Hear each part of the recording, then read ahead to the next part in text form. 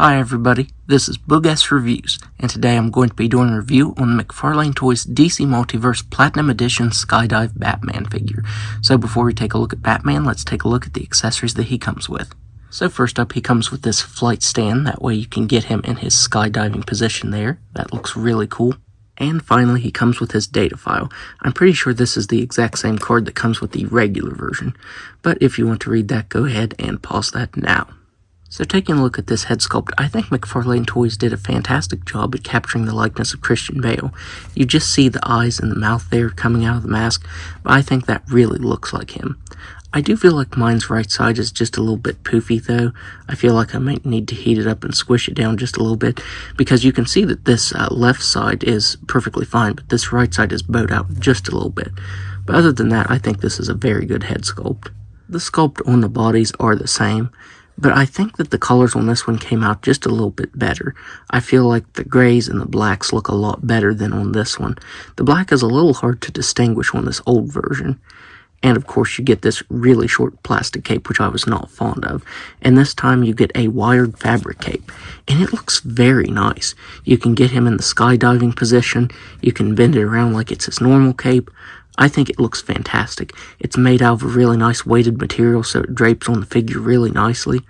This is just a very awesome looking cape, and I hope we get that for more Batman figures, even if it's just a platinum. I would definitely love to see a Michael Keaton Batman and Ben Affleck Batman get this wired cape treatment. That would be incredible. The Bat logo there on his chest on the right side, you can see some light gray scuffage right there, as well as some weird black paint, this black triangle here on the right side. Yeah, that's kind of odd that that's there. I also like the collar that the belt is done in on this version. It's slightly different to the previous version, but I think the new version just stands out more. I feel like mine's right leg is just a little bit shorter than his left leg. Now that I'm looking at it side by side, you can see that his left leg is just a little bit longer. I don't think the peg needs pushed in any because it's as far as it'll go. So yeah, that's kind of odd.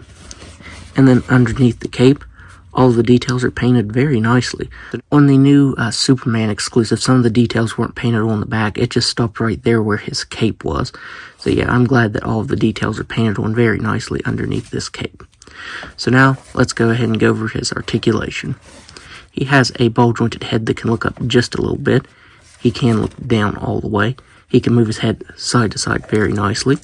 He has shoulders that can move all the way out. Unlike the previous Christian Bale Batman figure, the articulation isn't hindered because you don't have that plastic cape there.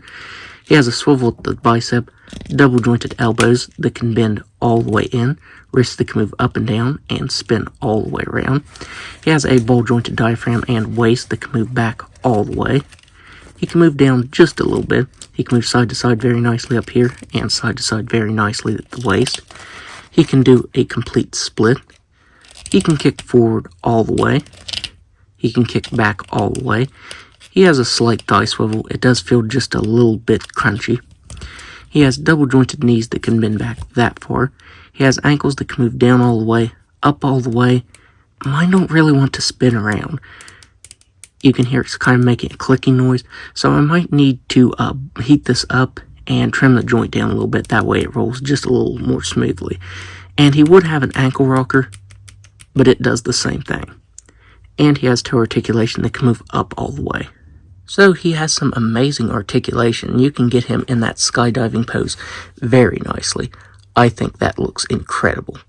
So now, let's do some size comparisons. So first up, here he is next to the previous Christian Bale Batman figure. And I forgot to mention that the previous version does come with accessories, and the new version comes with open hands, so any of the accessories that come with the old version you can put on the new version. I do kind of wish he would have came with fisted hands instead of accessory holding hands, but it is what it is. Here he is next to the Joker. Here he is next to Scarecrow. Here he is next to Two-Face.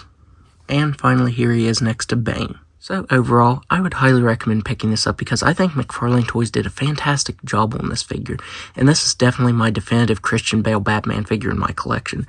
I just love the way it looks. I also think McFarlane Toys did a very awesome job on that bendable cape. Not only can you get him looking like he's actually skydiving like in the movie, but you can also get into some really cool poses for photography. I just got into a quick little pose here on this flight stand. But yeah, I'm going to have fun taking pictures with this with that bendy wire cape. That looks stunning. So if you can manage to find the platinum of this figure, definitely pick it up because it is stellar. So that's my review. If you like this review, be sure to hit the like button and subscribe to my channel. Thanks for watching.